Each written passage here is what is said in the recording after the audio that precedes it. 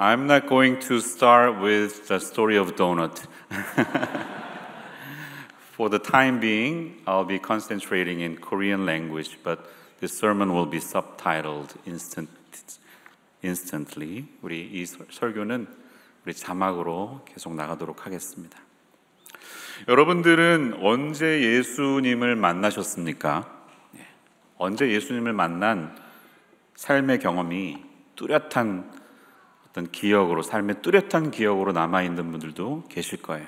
하지만 어떤 분들은 정확한 날짜나 어떤 시기를 모르는 채로 조금은 막연하게, 그냥 애매하게 예수님을 마음속에 모시는 분들도 계실 거예요. 근데 제가 드리고 싶은 말씀은 이 두 가지 경험은 어느 한쪽의 우열을 가리는 문제가 아니라는 말씀입니다. 대부분의 사람들은 예수님을 만날 때 강렬하고 확실한 경험을 가지고 싶어 하죠. 뜨겁게, 분명하게 믿고 싶어 하죠. 그런데 그런 경험이 없는 분들은 약간의 열등감에 빠져서 살아갈 때도 있습니다. 나는 어떤 강렬한 확신도 없이 하나님을 믿는 것 같다는 마음의 부담을 가지고 살아갑니다. 이런 사람의 삶을 제가 바울과 디모데의 예를 들어서 설명을 해볼게요. 바울은 예수를 믿는 유대인들을 체포하기 위해서 아주 의연한 마음으로 다메섹으로 가던 길 위에서 살아계신 하나님을 뜨겁게 만났었습니다. 사도행전 9장의 스토리를 기억나시죠? 3절에서 5절을 올려드리면 그가 길을 가던 때 갑자기 하늘에서 빛이 그를 둘러싸면서 소리가 들렸어요. 사울아 사울아 네가 어찌하여 왜 나를 박해하느냐? Why are you persecuting me? 이렇게 피할 수 없이 분명하게 예수님을 만난 그 경험이 너무 강렬했기 때문에 사도 바울은 9장에서 쭉 이어가는 자세한 이야기로 성경이 그의 스토리를 다룹니다. 하지만 바울의 동역자이면서 제자였던 디모데의 경우를 생각해 보면요, 디모데에게는 바울처럼 뜨겁고 강렬한 경험이 없었어요. 디모데의 어머니는 유대인이었고 아버지는 헬라인이었습니다. 디모데는 half Jewish였습니다.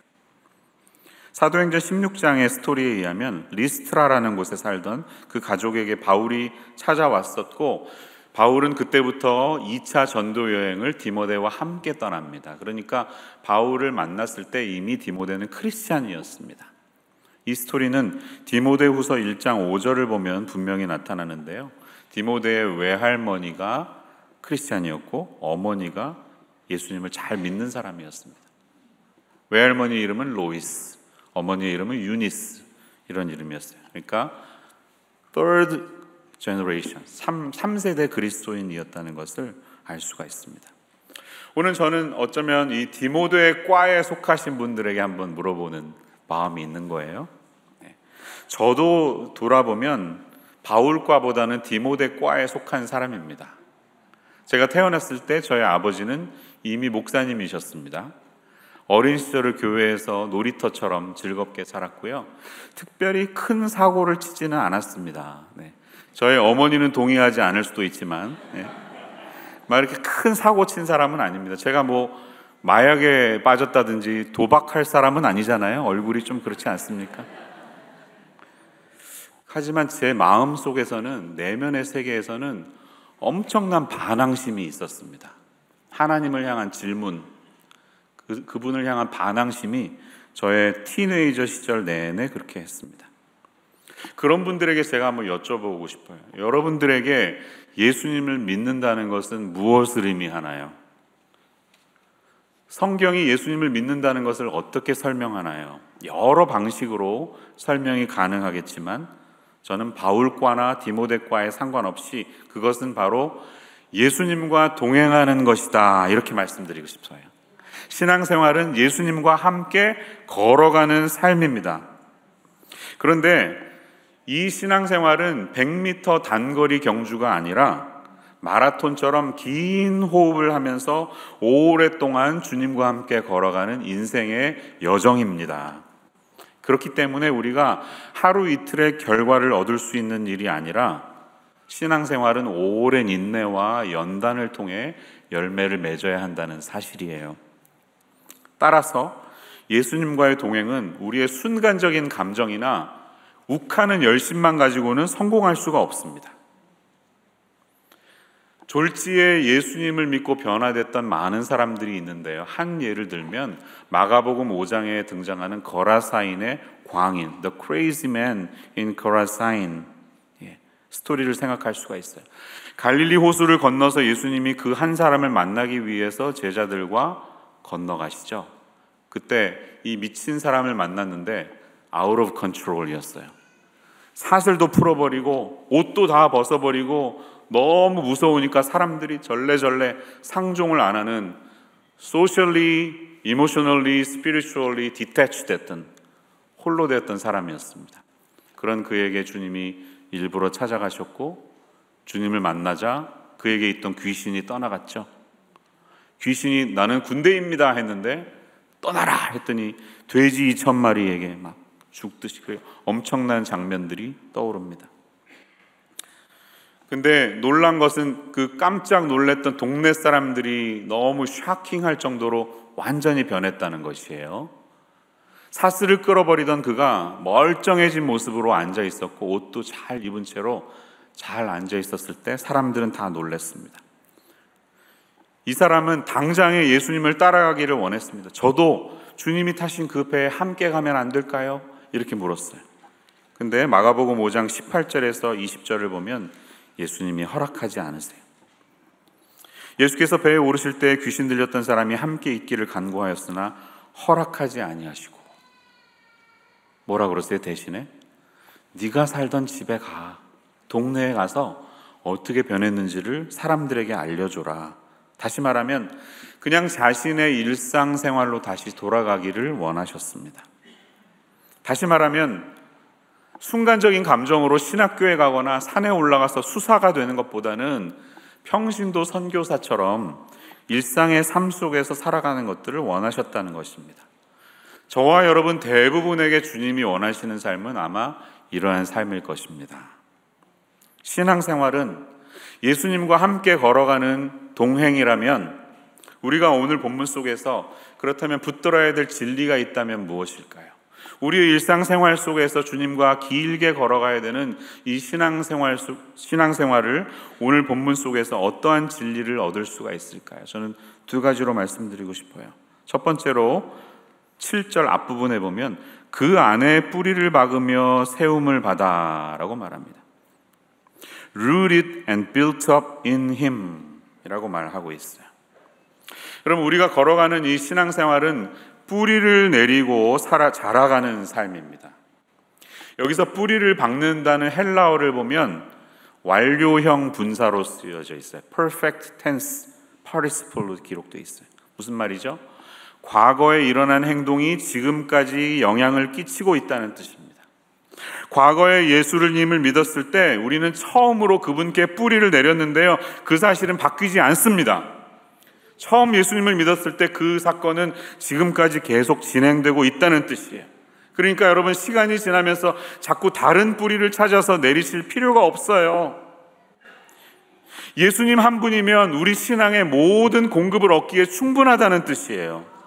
예수님께 내린 그 뿌리가 부족하다고 느껴서 내가 율법적으로 열심히 행위를 통해 산다든지 패스팅하면서 금식을 하고 금욕 생활을 한다든지 여러 절기를 지키는 종교적인 열심이 다른 뿌리를 내리는 것인데 그런 필요 없다는 것입니다.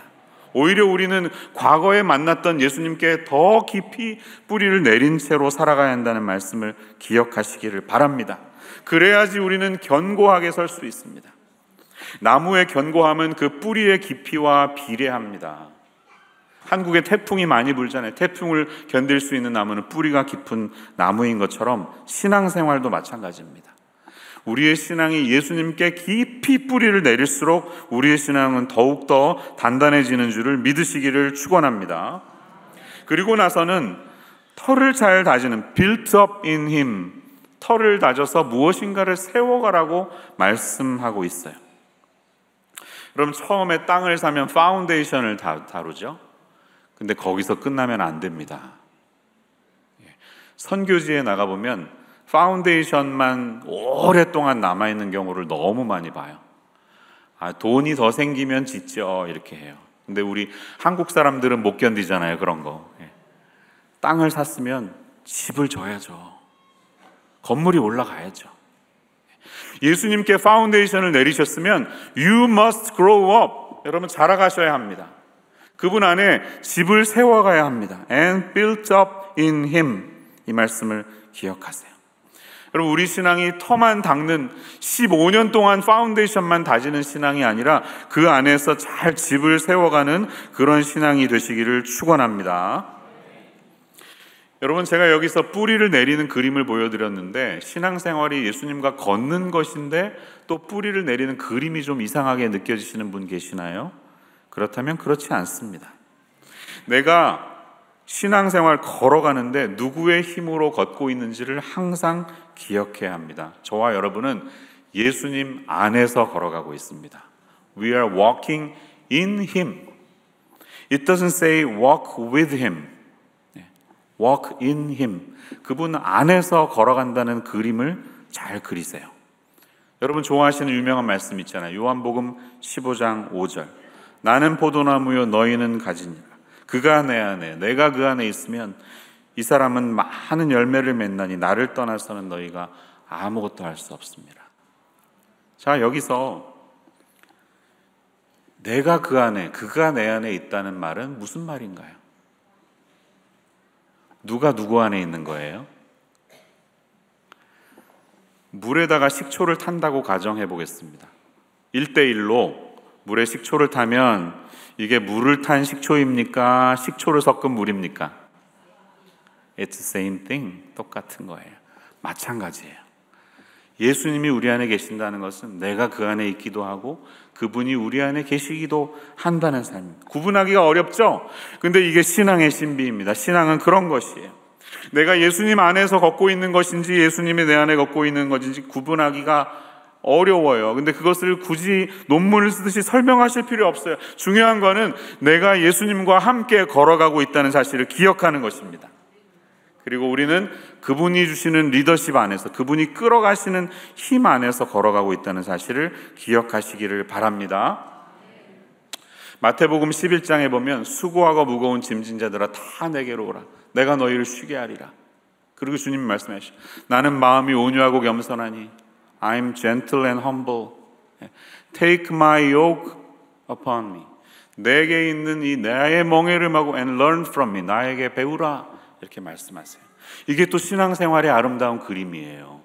멍에라는 요크를 두 마리 소가 함께 끌고 가고 있는데 이 멍에는 누구의 멍에다? 예수님의 멍에다. Take my yoke. 예수님의 멍에예요. 우리가 할 일은 그분을 옆을 쳐다보면서 그분과 함께 스텝을 맞춰서 걸어가는 것 외에는 다른 필요가 없습니다. 신앙생활은 내가 머리가 좋거나 많은 책을 읽어서 깨닫는 것이 아닙니다. 그냥 예수님이 우리 안에 훅 들어오시는 것이고요. 그 사실을 받아들이는 게 신앙생활이에요. 그래서 어떤 사람들은 도저히 깨달을 수가 없어요. 이해를 못해. 그런데 이것이 존귀한 보석을 가진 사람은 그 가치를 혼자만 아는 것처럼 예수님이 우리에게 그렇다는 것을 보여주고 있습니다. 골로새서 2장 3절에는 이런 말씀이 있죠. 그 안에는 지혜와 지식의 모든 보화가 감추어져 있느니라. 이렇게 말합니다. 예수님 안에 지혜와 지식의 모든 보석들이 감추어져 있습니다. 여러분, 예수님이 여러분에게 보석과도 같은 존재이십니까? 세상에 무엇과 바꿀 수 없는 분이십니까? 그렇다면 감사하실 수 있는 이 아침 되시기를 축원합니다. 내게 이 보석을 알아볼 수 있는 눈을 주신 주님 앞에 감사하면서 나아가는 이 아침이 되시기를 바랍니다. 두 번째, 오늘 본문을 보면 후반에 이렇게 적혀 있어요. 믿음에 굳게 서서 감사함을 넘치게 하라. Established in the faith, abounding in thanksgiving. 이렇게 말합니다. We have to be established in the faith. 여러분, 이 믿음 안에서 잘 세워져야 합니다. 이제 여기 졸업하시고 세상을 향해 가시는 분들이 계신데요. 여러분, 세상에 가면 많은 공격들이 여러분들에게 있을 거예요. 먼저 내가 가진 믿음을 막 흔들어대려고 하는 여러 세상의 학문들이 있을 거예요. 근데 뭐라고 말해요? 8절 말씀. 아까 델란지 전사님도 말씀하셨죠. 누가 철학과 헛된 속임수로 너희를 사로잡을까 주의하라. 이것은 사람의 전통과 세상의 초등학문을 따름이요 라고 말합니다. All the human tradition and the elemental spirits of the world, 그런 것은 다 헛된 것이라고 말하고 있어요. 왜 그렇습니까? 세상의 학문은 굉장히 흥미롭죠. 우리에게 기쁨을 주는 것 같죠. 그렇지만 그때뿐입니다. 그 안에는 생명이 없습니다. 그 안에는 구원이 없습니다. 그 안에는 진리가 없습니다. 오직 진리는 예수 그리스도 안에만 있기 때문에 바울은 그것을 초등학문이라고 말한다는 사실이에요. 여러분 9절 말씀 보세요. 그 안에는, 예수님 안에는 신성의 모든 충만이 육체로 거하시고 In Him the whole fullness of deity dwells bodily, 이렇게 말합니다. 예수님 안에 우리가 추구하는 모든 충만함이 다 담겨 있습니다. 그런데 더 놀라운 사실은 그 충만함이 저와 여러분의 삶 가운데도 채워졌다는 사실입니다. 할렐루야. 10절 너희도 그 안에서 충만하여졌으니. 제가 더 많이 공부하고 박사학위를 가져야만 깨달을 수 있는 게 아니라 예수님을 믿는 모든 사람들에게 그 충만함이 주어졌다는 사실이에요. 여러분 이것으로 만족하시고 세상의 학문에 너무 많은 귀를 기울이시지 말기를 바랍니다. 주님을 믿는 시간이 많이 흘러갈수록 우리는 뭔가 something new, 새로운 이야기를 듣고 싶어 합니다. 목사님 20년 전에 하셨던 설교 또 하시네. 저 다 알아요. 이 가려운 귀를 좀 긁어줄 새로운 이야기를 많이 추구합니다. 그렇지만 우리에게는 새로운 사상이 필요한 것이 아닙니다.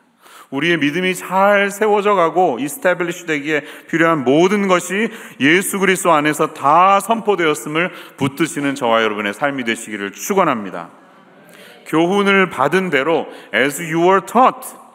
여러분 고등학생들은 우리 교회에서 15년, 12년 교회 다니셨죠? 이미 다 가스펠 프로젝트 어와나 다 하셨죠? 그것으로 충분합니다. 이제 자라가시기만 하면 돼요. 내 귀를 이 가려운 귀를 긁어줄 뭔가를 찾으실 필요 없어요. 예수님 안에 진리가 다 있기 때문이에요. 칼 바르트라고 하는 유명한 신학자가 있습니다. 68년에 돌아가셨는데요. 이렇게 생긴 분이에요. 뭔가 굉장히 있어 보이죠?